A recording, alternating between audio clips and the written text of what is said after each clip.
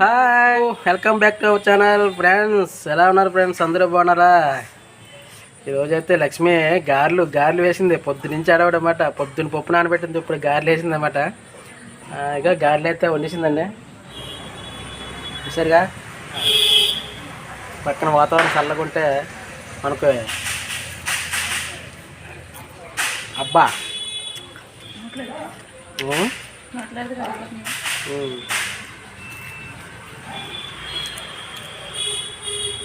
చాలా బాగున్నాయండి గారెలు అయితే.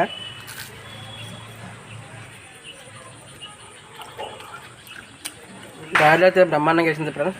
చాలా బాగున్నాయి గారెలు అయితే. మరి గారెలు ఎలాగేసిందో ఏంటండి కూడా వీడియోకి వెళ్ళిపోదాం. వీడియో చూసే ముందు కంపల్సరీ ఒక లైక్ చేయండి ఫ్రెండ్స్. కంపల్సరీ లైక్ చేయండి. వీడియో చూస్తున్నారు కానీ లైక్ అని చేయట్లేదు. కంపల్సరీగా నేను లైక్స్ ఎక్కువ ఎక్స్పెక్ట్ చేస్తున్నాను. కంపల్సరీ ఒక లైక్ చేయండి ఫ్రెండ్స్. వీడియో చూసినట్టు లైక్ చేయండి. వంటలు అయితే నచ్చేయలేదో, మా బొబ్బరిపప్పు వడలు నచ్చేయలేదో, టేస్ట్ బాగుండే లేదో కామెంట్ చేయండి, లైక్ చేయండి, కామెంట్ చేయండి. ట్రై చేయండి. ముందు ట్రై చేసి తిన్న తర్వాత అప్పుడు మాకు కామెంట్ పెట్టండి. మేము చేసే వంటలో సపోర్ట్ చేయండి ఫ్రెండ్స్. లేట్ చేయకుండా అయితే మరి వీడియోలోకి అయితే వెళ్ళిపోదాం ఫ్రెండ్స్. హాయ్ ఫ్రెండ్స్, ఈరోజు రెసిపీ వచ్చేసి బొబ్బరిపప్పు వడలండి. అది ముందుగా పప్పు పొట్టు తీసుకుంటారండి. ఈ రెడీ చేసిన పప్పు అయితే మనకు మార్కెట్లో దొరుకుతుంది. ఈ పప్పు తీసుకొచ్చి మనం నానబెట్టుకోవాలి. ఒక గంట ముందు నానబెడితే సరిపోద్దండి.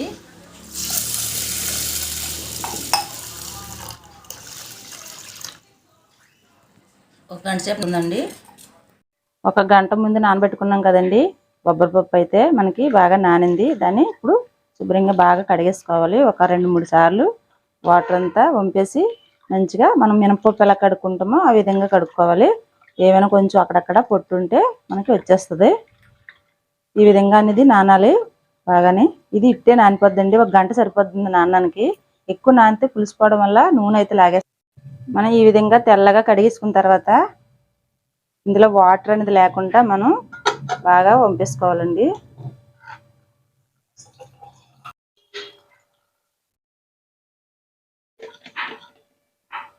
వాటర్ అయితే బాగా వడగట్టుకోవాలండి.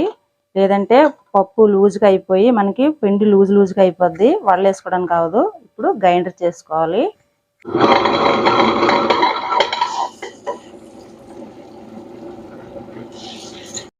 మనకి ఈ విధంగా గ్రైండర్ చేసుకోవాలండి. మరీ మెత్తగా చేసుకోకూడదు. ఆయిల్ బాగా పీల్చేసుకుంటుందండి ఈ బొబ్బరిపప్పు అనేది.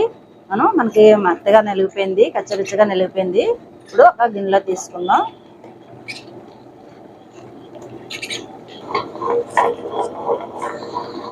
ఈ బొబ్బరిపప్పును అయితే మెత్తగా మనం గ్రైండ్ చేసుకున్న తర్వాత టేస్ట్ తగ్గ సాల్ట్ వేసుకోవాలండి. అలాగే ఒక 1/2 టీ స్పూన్ జీలకర్ర, కొద్దిగా అల్లం ముక్కలు, కొద్దిగా పచ్చిమిర్చి, అలాగే ఒక కప్పు వరకు సన్నగా తరిగిన పొడవుగా తరుగుకున్న ఉల్లిపాయ ముక్కలు కూడా వేసుకోవాలండి.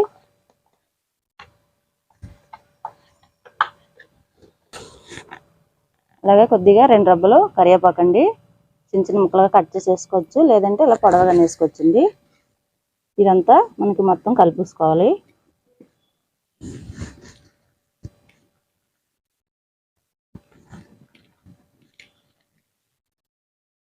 ఈ విధంగా పచ్చిమిర్చి, ఉల్లిపాయ ఇవన్నీ మొత్తం బాగా కలుపుకోవాలండి.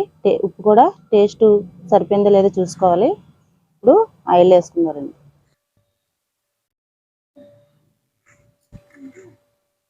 అయితే ముందుగా ఆయిల్ పెట్టేసానండి. ఆయిల్ కూడా బాగా వేడైంది. ఇప్పుడు వడలు వేసుకుందామండి. ఏ పేపర్ వేయరు, ఇదిగానే వేస్తారు.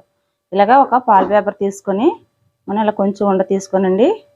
మనం వడలు వేసుకుంటాం కదా, ఆ విధంగా ఓవెల్ పెట్టుకొని వేసుకోవడమే.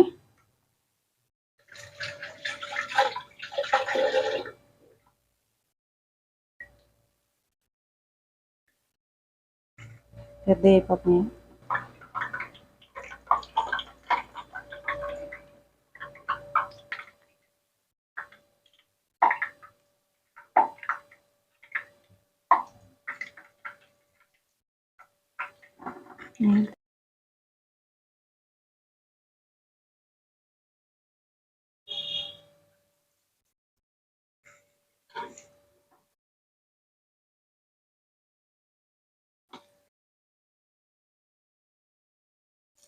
ఈ విధంగా మనకి కళాయిలో ఎన్ని పడతాయి అన్నీ కరెక్ట్గా వేసుకోవాలండి. కొంచెం బాగా ఫ్రై అవ్వాలి గారెలు వడలో, ఇప్పుడే మనకి టేస్ట్ అయితే బాగుంటాయి. మేమైతే ఎక్కువ బొబ్బరి పప్పు వాడతామండి, ఎందుకంటే బొబ్బరి పప్పు బాగుంటాయి, టేస్ట్ బాగుంటాయండి వడలు అనేది.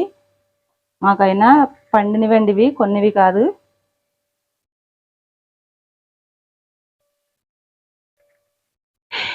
బొబ్బరి పప్పు అనేది బొబ్బర్లు అనేది మాకు పండుతాయండి మా పొలంలో, ఇప్పుడు కొనుక్కోము, ఇంట్లోనే పండుతాయి. టేస్ట్ కూడా చాలా బాగుంటాయండి. మినపప్పు గారెల కన్నా, మినప గారెల కన్నా ఈ వడలైతే, ఈ గారెలు అయితే మనకి టేస్ట్ అయితే బాగుంటాయి. అందు గురించి మేము ఎక్కువ ఇవే వాడతామండి. ఇవి ఒక పక్క అయితే కొంచెం వేగాయి కదండి, పక్క తిరగేసుకుందాం.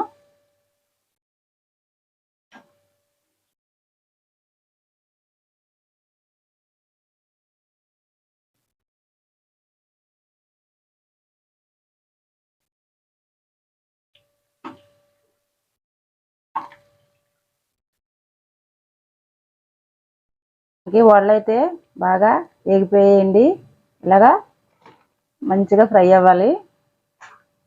ఇప్పుడే మనకి గారె అనేది, వడలు అనేది మంచిగా బాగుంటాయి, మెత్తగా గువ్వల్లా ఉంటాయండి ఈ బొబ్బరిపప్పు గారెలు అయితే.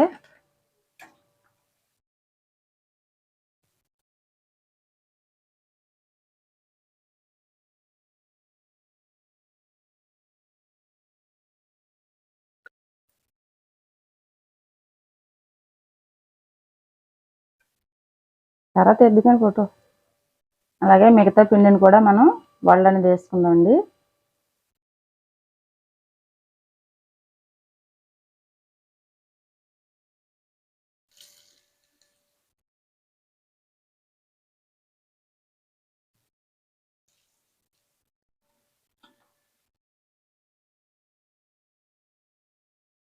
తిరగేయమ్మా.